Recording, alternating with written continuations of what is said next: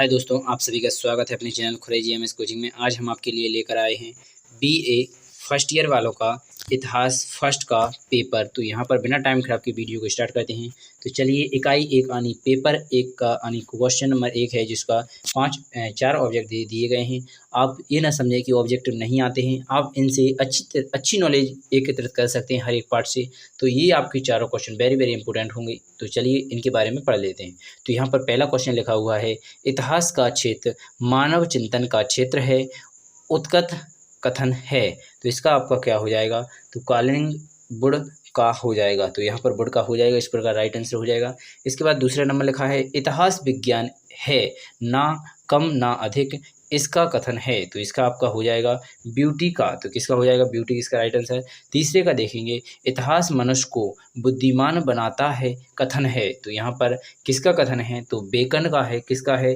Bacon का है। तो यहाँ पर आप इसका right answer be the right answer हो जाएगा। इसके बाद चौथे क्वेश्चन में लिखा है, सर्वाधिक महत्वपूर्ण स्रोत माना जाता है। तो यहाँ पर पुरातात्विक।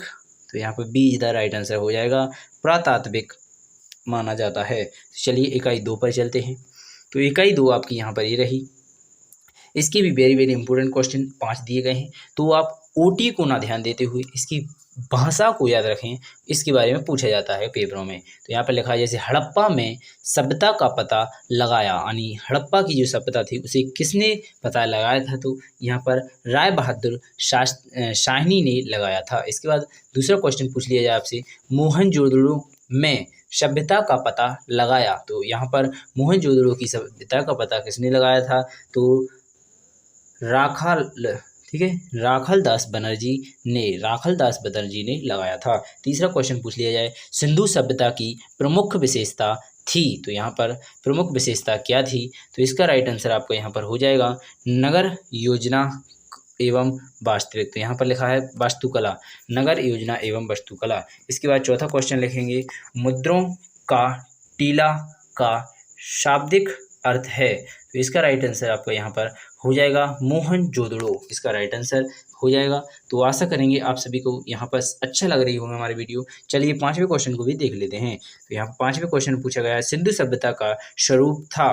तो यहाँ पर नगरीय था। कौन सा था? नगरीय, इसका राइट आंसर हो जाएगा। आशा करेंगे आप सभी को समझ में आ रहा होगा। चलिए इकाई 3 पर चलते हैं।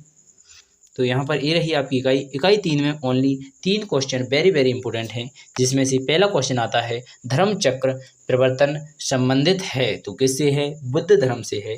किससे है? बौद्ध धर्म से, इसका राइट आंसर हो जाएगा। इसके बाद दूसरे क्वेश्चन में लिखा है, 24वें जैन तीर्थकर थे, यानी 24वें जो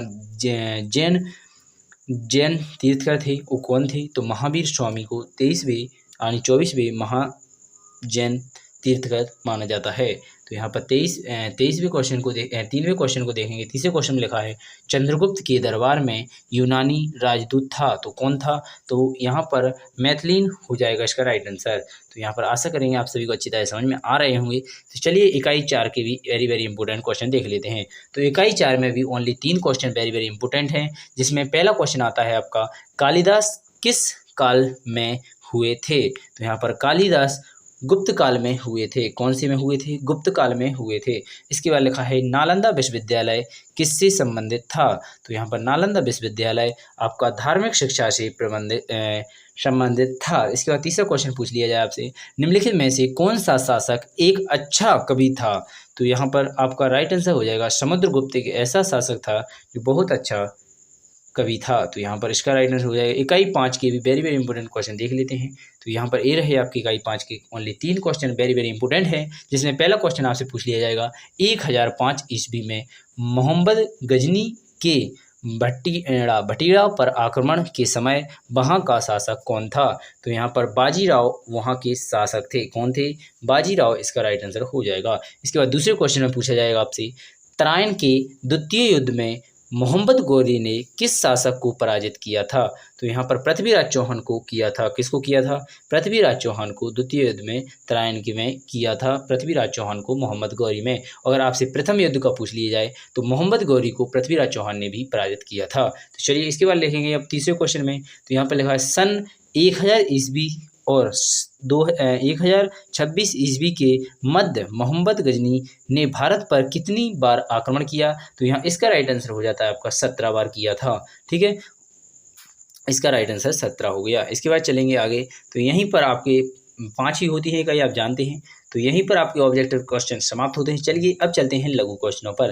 तो ये रहे आपके यहाँ से लघु क्वेश्चन, तो चलिए इनको भी देख लेते हैं। तो यहाँ पर आप देख लीजिएगा, वेरी वेरी इंपॉर्टेंट क्वेश्चन है दीर्घ वाले, इसके बाद लघु भी बताएंगे। तो यहाँ पर पहली नंबर पर इनके क्वेश्चन को देख लीजिए अच्छी तरह से।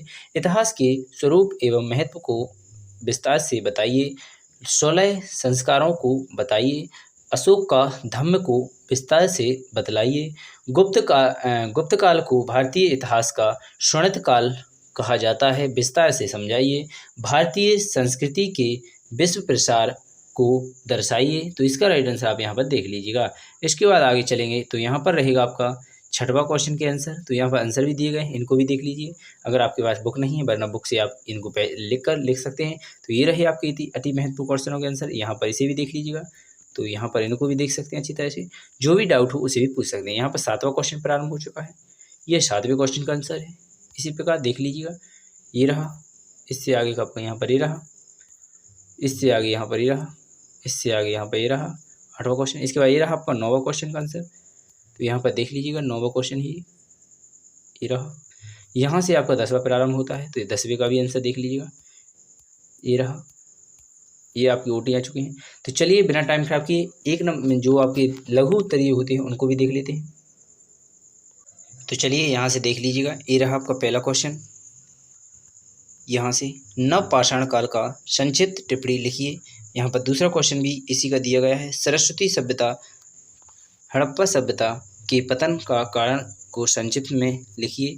तो ये रहा आपका नवकालीन। तो यहाँ पर देख लीजिएगा पहले क्वेश्चन का आंसर ये रहा, ये दूसरे क्वेश्चन का आंसर है यहाँ से ये रहा। इसके बाद तीसरा क्वेश्चन, गांधार कला शैली की विशेषताओं को बताइए। परमार वंश के राजा भोज की उपलब्धियों को बताइए।